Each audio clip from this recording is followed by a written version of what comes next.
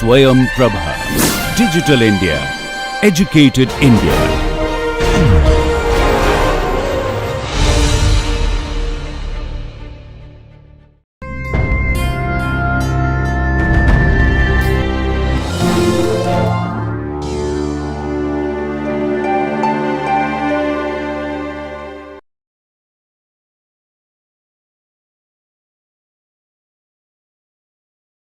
Welcome to today's lecture for energy balances on non-reactive phase change processes.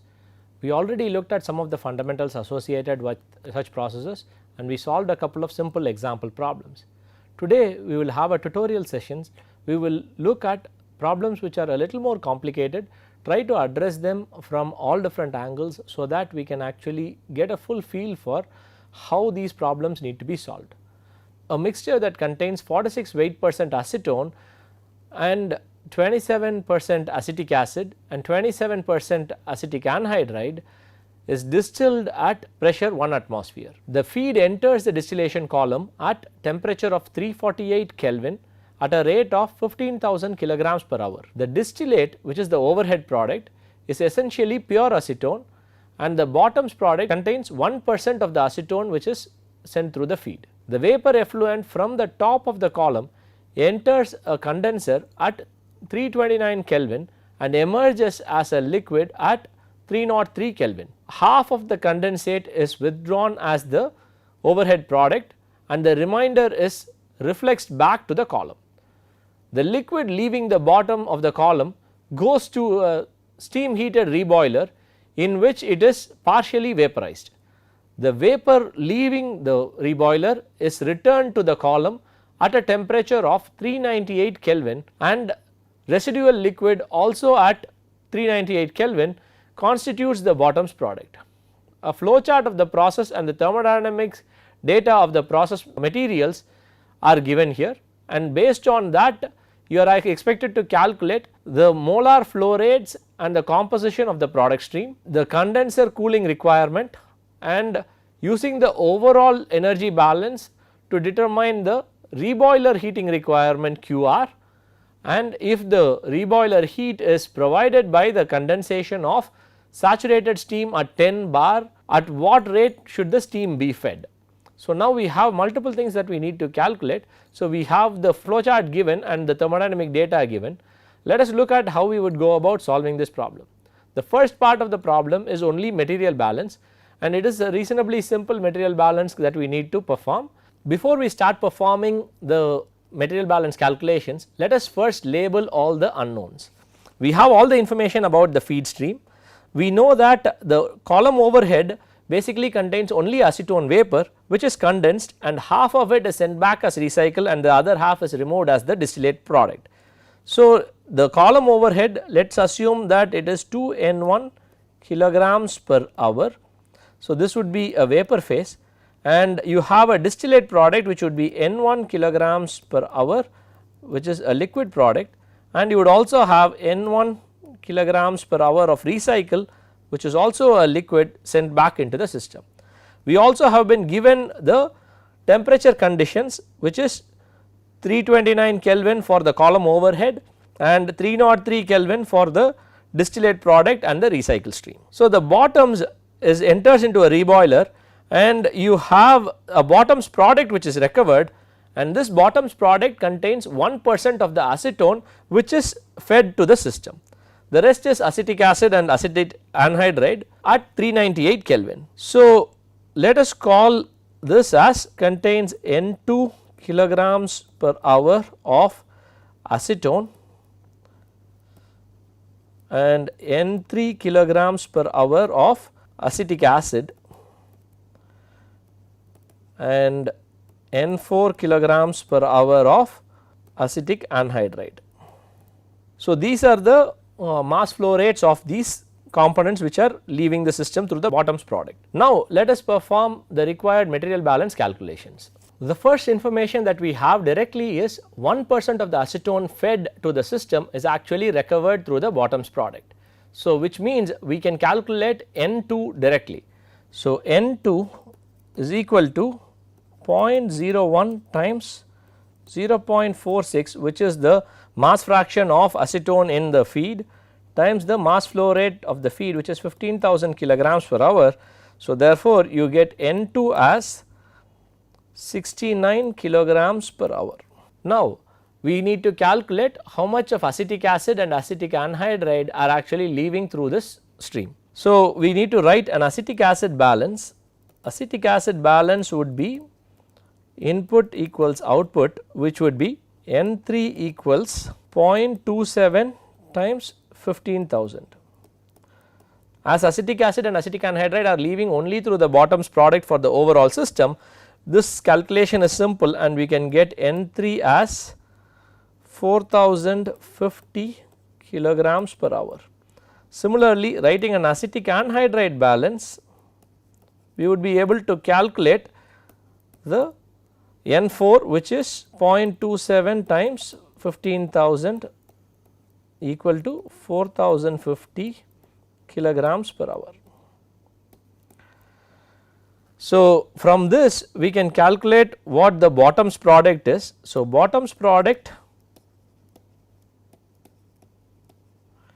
is basically the summation of these masses, which is 4050 plus 4050 plus 69, giving a total mass of 8169 kilograms per hour. Using the total mass balance, we can actually calculate the distillate product also. Distillate product can be calculated here. So, what we need to do is the total mass balance would be 15,000 equals distillate plus products, so bottoms. So, now we already know the bottoms is 8169. So, we can calculate distillate as 6831 kilograms per hour. So, with this we have the mass flow rates of the distillate and the bottoms product, and also the composition of the bottoms product can be identified because we know the individual components and the mass flow rates of the individual components. So, the bottoms product composition would be 69 divided by 8169 times 100% for acetone, and it would be 4050 divided by 8169 times 100% for both acetic acid and acetic anhydride.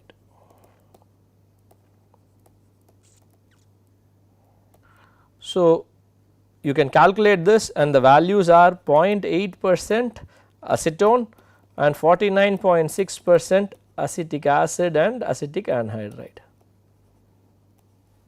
With that, we have performed the required material balance calculations. We can now move on to the second part of the problem. In the second part of the problem, we have been asked to calculate QC dot, which is the cooling requirement of the condenser. So, this QC dot needs to be calculated. For identifying QC dot, we can actually use the condenser as the system and perform energy balances. So, what we have is acetone, which is coming in as vapor at 329 Kelvin, is getting condensed to form acetone liquid at 303 Kelvin. So, this is the overall process. Looking at the thermodynamic data provided, we have that the heat of vaporization for acetone, the standard heat of vaporization for acetone at 329 Kelvin is given, which means we can use that heat of vaporization for performing these calculations. So, this can actually be broken down into two steps, which would be acetone vapor at 329 Kelvin going to acetone liquid at 329 Kelvin and then getting cooled further to form acetone liquid at 303 Kelvin. So, this would be the condensation process where you have the delta H cap V can be used, and this would be a change in temperature where you can use integral Cp dt. The total change in enthalpy for this process, which will be calculated as delta H cap would be, so this is the total change this would be the total change in the specific enthalpy of the process for the condenser. So, this would be equal to minus of delta H cap V. So, because it is a condensation process, we will be using the negative of heat of vaporization plus integral of 329 Kelvin to 303 Kelvin Cp of acetone liquid dt.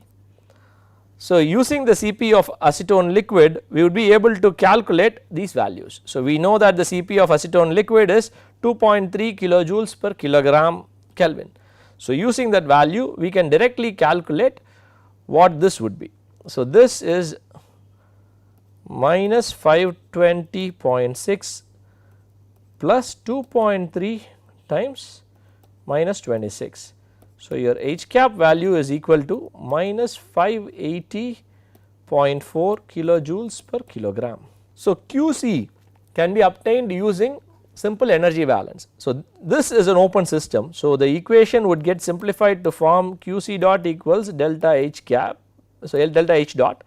Delta H dot would be equal to mass flow rate times the change in specific enthalpy. So, the mass flow rate is 2 times N1, which is 2 times 6831 times minus 580.4, which would be in terms of kilojoules per hour.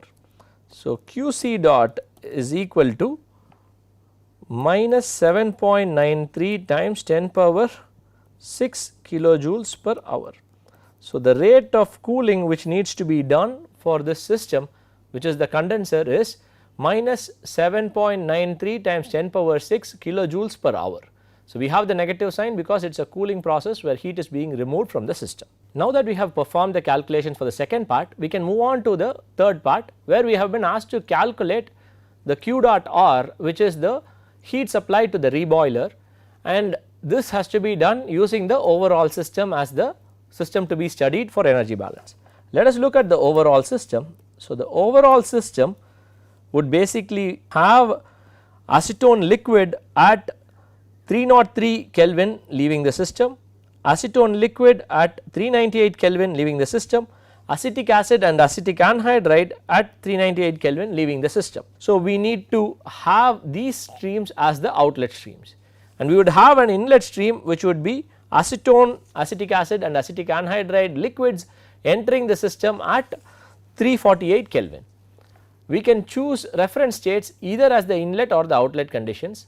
For these calculations, I have used the inlet condition as the reference states. So, the reference state for this problem would be 348 Kelvin and liquid as the phase. So, now let us write down all the components. So, here we have acetone, which is leaving in 2 different streams at 2 different conditions. So, we will write these separately so that we can calculate the specific enthalpies for these 2 things separately. So, the substances we would have would be acetone liquid, which is at 303 Kelvin, and acetone liquid at 398 Kelvin.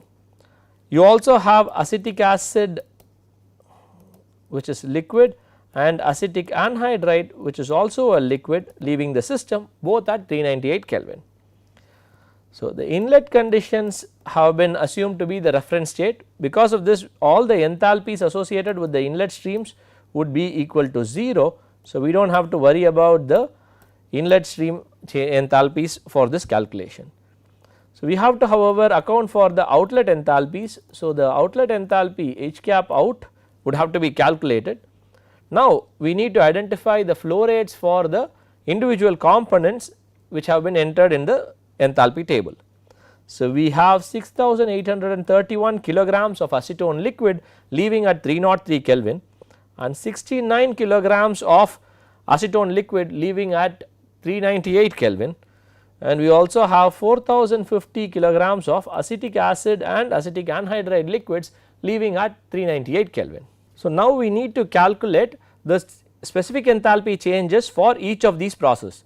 So, we have acetone liquid at 348 Kelvin going to acetone liquid at 303 Kelvin and acetone liquid at 398 Kelvin. We have acetic acid liquid from 348 Kelvin going to 398 Kelvin and acetic anhydride liquid from 348 Kelvin goes to 398 Kelvin. So, now we need to calculate these enthalpies using the Cp values that we have. As all these components are simple enough to calculate, we should just be able to directly use the Cp values and fill out this table. So, please go ahead and do these calculations. I will give you the answers which I have here, which is minus 103 kilojoules per kilogram and 115 kilojoules per kilogram and 109 kilojoules per kilogram and 113 kilojoules per kilogram. So, the first acetone liquid alone you have cooling from 348 Kelvin which is the inlet to 303 Kelvin which is the outlet. So, because of this you have a negative change in enthalpy. The other ones you are actually increasing the temperature by 50 Kelvin. So, you end up with values which are positive. So, we can calculate, so now we can calculate the total change in enthalpy using this, and we would have to plug it into the general energy balance, the overall energy balance equation to get QR. So, assuming that there is no energy which is being used in the distillation column, we will only account for QR and QC because those are the only terms which have been given to us as the terms where heat is being supplied. So, using that assumption we will calculate Q dot as QC dot plus QR dot, and fitting it back into the general energy balance equation, this would be equal to delta H dot. So, now we can have QC dot plus QR dot equals sigma of N out H cap out. So, as all the values for Hn are 0, we can ignore the inlet stream and we will be able to perform calculations using this. So, we would get QR dot as minus QC dot plus sigma of N out H cap out. So, this value comes out to be 8.13 times 10 power 6 kilojoules per hour.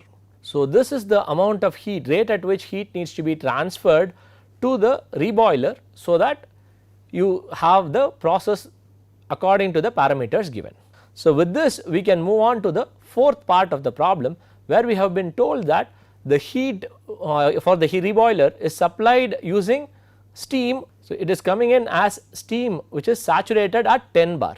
So, using the heat of vaporization for steam which is saturated at 10 bar that can be obtained from the steam tables, we can calculate how much would be the mass of steam which is required for generating that amount of energy. So, just by condensation, using the steam tables we can identify the enthalpy associated with condensation or vaporization of saturated steam at 10 bar as 1999 kilojoules per kilogram, and so this means condensation of 1 kilogram of steam which is saturated at 10 bar would generate close to 2000 kilojoules of energy. So, to calculate the mass of steam required, we would have to calculate QR dot divided by delta H cap V, which would be roughly equal to 4070 kilograms of steam per hour. So, by condensing 4070 kilograms of steam which is saturated at 10 bar per hour, we will be able to generate the amount of heat required by the reboiler. So, this gives us a way to calculate the energy balances, and we have tried to use multiple concepts which we have learnt over the last few lectures to apply here. In the next lecture we will talk about similar calculations, however we will look at a closed system. Until now all the calculations that we have performed are for open systems. We will look at how energy balances can be applied for closed systems in the next lecture. Thank you.